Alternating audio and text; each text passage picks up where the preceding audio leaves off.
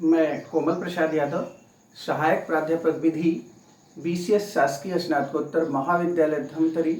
आप सबका अपने इस व्याख्यान में हार्दिक स्वागत एवं अभिनंदन करता हूं। आज मैं आप सबको व्यापार चिन्ह अधिनियम के अंतर्गत किस प्रकार व्यापार चिन्ह का पंजीकरण किया जाता है और उसकी अवधि क्या होती है, इसके बारे में विस्तार से प्रकाश डालूंगा। मतलब पंजीकरण की प्रक्रिया और उसकी कालावधि पर प्रकाश डालूंगा। तो आइए आप सबको मैं व्यापार चिन्ह अधिनियम 1999 की धारा 18 से लेकर धारा 26 तक के अधीन व्यापार चिन्ह के पंजीकरण की प्रक्रिया को बताया गया है। धारा 18 में पंजीकरण के लिए आवेदन, मतलब कि व्यापार चिन्ह अधिनियम 1999 की धारा 18 के अंतर्गत वह व्यक्ति जो कि किसी व्यापार चिन्ह का उपयोग कर रहा है या प्रस्तावित है, प्रख्यापित कर रहा है, मतलब या उसके उपयोग करने की प्रस्थापना करे, मतलब कि ऐसा चिन्ह उसके द्वारा उपयोग किया जाएगा। तो ऐसे व्यापार चिन्ह का जो स्वत्वधारी है वह क्या करेगा, निर्धारित प्रारूप में विहित फीस के संदाय द्वारा पंजीयक के पास व्यापार चिन्ह के पंजीकरण के लिए आवेदन देगा। दूसरी बात इस धारा के अंतर्गत बताई गई है कि किसी माल या सेवाओं के संदर्भ में यदि उसे कई वर्ग हैं जिसका कि पंजीकरण कराना है, तो उसको एक ही पंजीकरण के लिए एक ही आवेदन देगा, भले ही ऐसे माल या सेवाओं के वर्गीकरण के लिए जो फीस तय की जाएगी, जिनका कि प्रयोग उस व्यापार चिन्ह के स्वत्वधारी द्वारा किया जाएगा, उस सभी वर्गों के लिए क्या करेगा, माल या सेवाओं के सभी वर्गों के लिए जिनका कि व्यापार किया जाना है, इस व्यापार चिन्ह के माध्यम से उनके लिए फीस देगा। निर्धारित फीस प्रत्येक वर्ग के लिए देगा, लेकिन आवेदन जो होगा वह एक ही देगा। व्यापार चिन्ह के पंजीकरण के लिए धारा 18 के अंतर्गत यह भी बताया गया है कि व्यापार चिन्ह का आवेदक जो है वह ऐसा आवेदन पंजीकरण रजिस्ट्री के कार्यालय में देगा। यदि ऐसा व्यापार चिन्ह है जो संयुक्त रूप से व्यापार किया जा रहा है, तो ऐसी दशा में व्यापार चिन्ह के पंजीकरण का जो आवेदन होगा वह भारत में रहने वाला जो व्यापारी है, जो स्वत्वधारी है, वह जिस स्थान के अंतर्गत निवास करता है उस राज्य क्षेत्र की सीमा के अंतर्गत पंजीकरण कार्यालय जो होगा वहाँ व्यापार चिन्ह के पंजीकरण के लिए आवेदन देगा। मतलब कि यदि संयुक्त व्यापार किया जा रहा है तो ऐसी दशा में पंजीकरण रजिस्ट्री कार्यालय जो कि उसके राज्य क्षेत्र की सीमा के अंतर्गत आता है, जहां वह निवास करता है,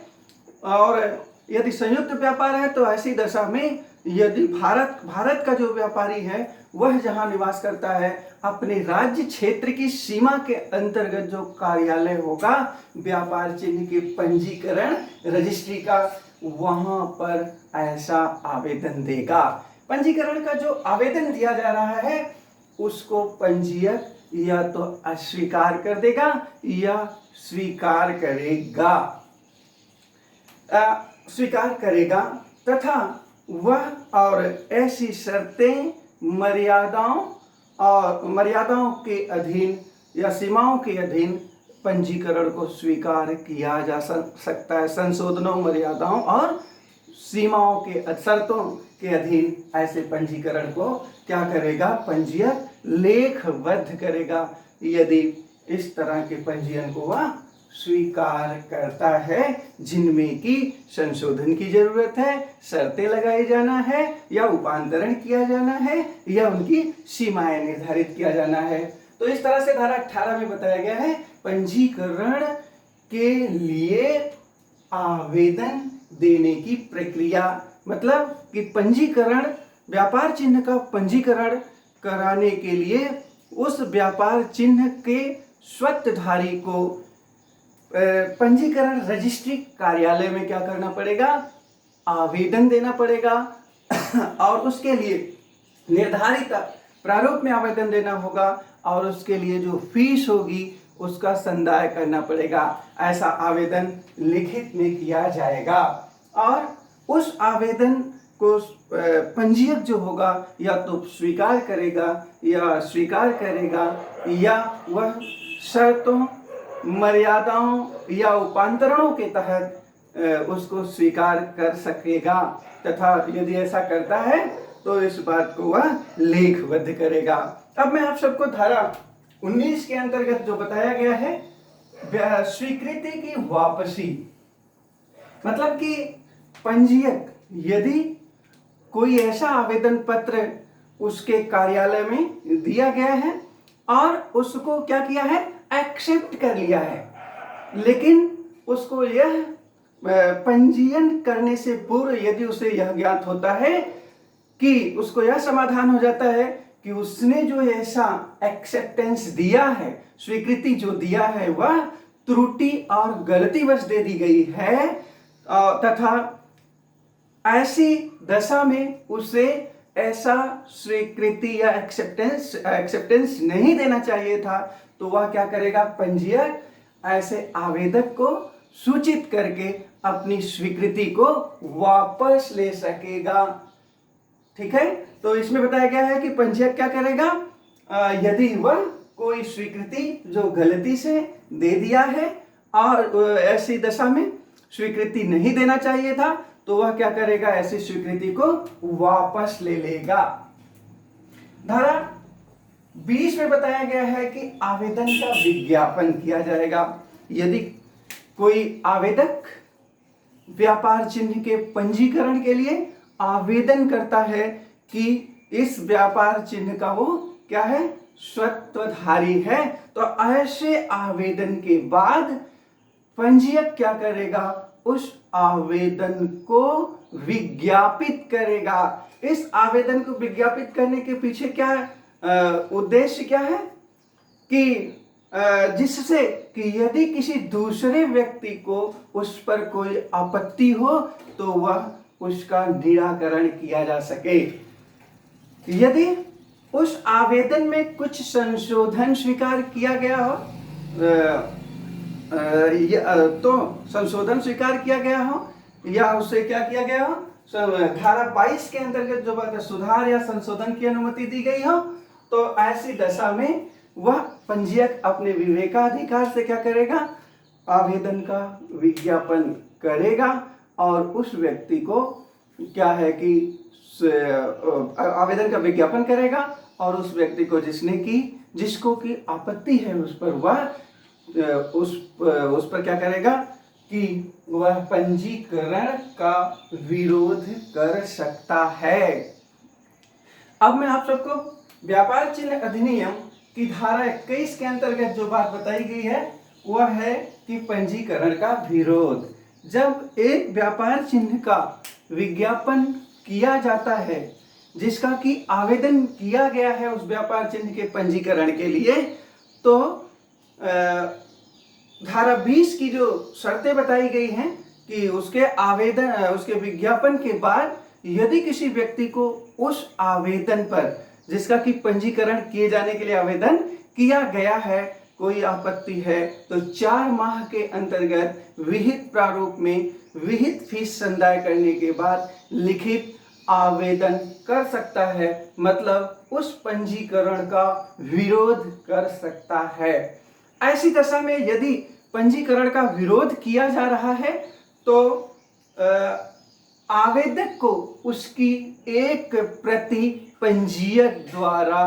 प्रदान की जाएगी और उस आवेदक की उस पर अभिमत लिया जाएगा कि इस पर विरोध हुआ है, इस रजिस्ट्रीकरण का, इस व्यापार चिन्ह के रजिस्ट्रीकरण का, पंजीकरण का। और वह व्यक्ति जो कि पंजीकरण के लिए आवेदन दिया है 2 माह के अंतर्गत क्या करेगा, अपना दावा उस व्यापार चिन्ह के संदर्भ में जिसके कि पंजीकरण के लिए उसने आवेदन किया है, उस लिखित दावा प्रस्तुत करेगा, जवाब देगा। और ऐसे अवलंब जिनका कि सहारा वो ले रहा है उस व्यापार चिन्ह के पंजीकरण के लिए, उस पर क्या करेगा, दावा जवाब देगा,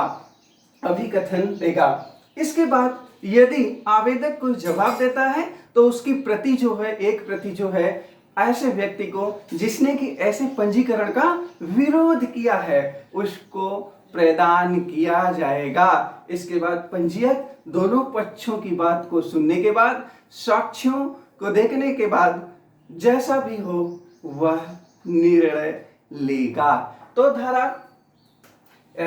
21 में पंजीकरण के विरोध की प्रक्रिया दी गई है, बताया गया है कि किस तरीके से पंजीकरण का विरोध किया जा सकता है। धारा 22 में सुधार तथा संशोधन की बात की गई है। यदि कोई आवेदक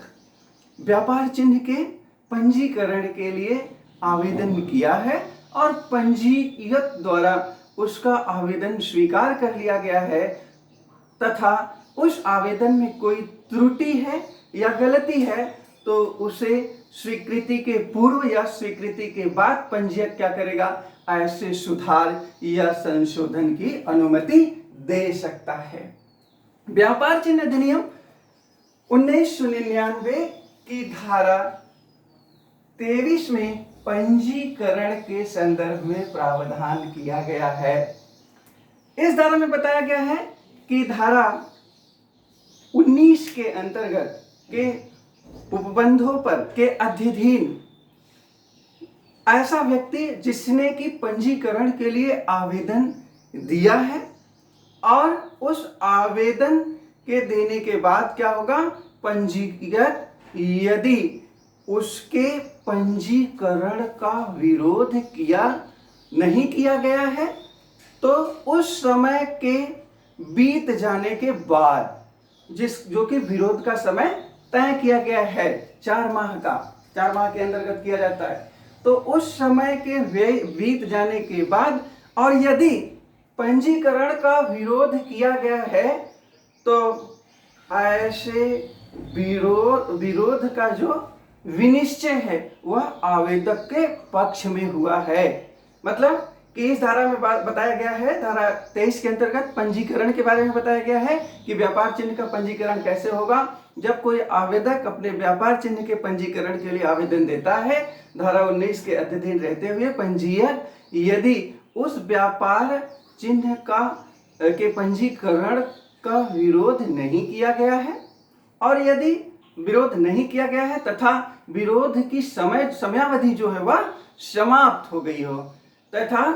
यदि विरोध किया गया है तो विरोध का जो निर्णय दिया गया है वह आवेदक के पक्ष में दिया गया है, विनिश्चय आवेदक के पक्ष में दिया गया है, तो जो रजिस्ट्रार होगा, पंजीयक जो होगा वह क्या करेगा, पंजीयक यदि केंद्र सरकार का उसके विरोध में कोई अभिमत नहीं है, मतलब केंद्र सरकार उस पर कोई रोक ना लगाए, तो यथाशीघ्र 18 माह के अंदर उस व्यापार चिन्ह को पंजीकृत कर देगा। ऐसे व्यापार चिन्ह के पंजीकरण के बाद व्यापार चिन्ह का पंजीकरण का प्रमाण पत्र पंजीयक आवेदक के पक्ष में जारी करेगा। ऐसे प्रमाण पत्र में यदि कोई त्रुटि या गलती है तो उसे क्या है, पंजीयक सुधार की अनुमति दे सकता है। तो धारा 23 में जो बताया गया है वो यही कि पंजीकरण किस प्रकार से किया गया है, पंजीकरण की क्या प्रक्रिया है और कैसे पंजीकरण किया जाएगा। धारा 24 में बताया गया है कि सामान्यतः व्यापार चिन्ह का किसी एक व्यक्ति के पक्ष में ही पंजीकरण किया जाता है, लेकिन कुछ विशेष परिस्थितियों में संयुक्त स्वामित्व भी हो सकता है किसी व्यापार चिन्ह का। मतलब सामान्य बात तो ये है कि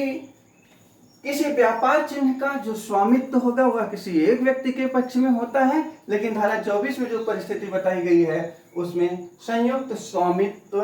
भी व्यापार चिन्ह पर स्थापित किया जा सकता है। अब मैं आप सबको